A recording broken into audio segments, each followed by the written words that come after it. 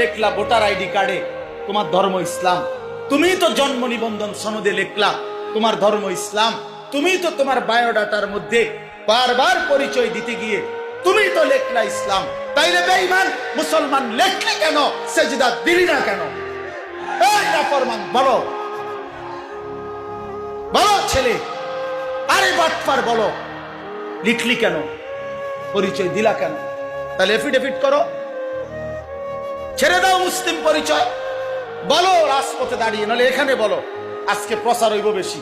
কও এনাই সকল যে এলাকাবাসী, আপনারা আমারে ভুল করবেন না, আপনারা তো দেখছেন আমি সেজদা দেই না, আমি নামাজ পড়ি না, আমি হালাল খাই না, আমার ঘরে নাচ গান চলতেছে, আমার মেয়ে বেপর্দা, আমার স্ত্রী বেপর্দা, আমার ছেলে নামাজ পড়ে না, আমি সুদের সাথে আছি, আমি কিস্তি ছাড়া জিন্দিগি চালাই না, বিড়ি সিগারেট ছাড়া জীবন চালাই না, নাচ গান ছাড়া জীবন চালাই না।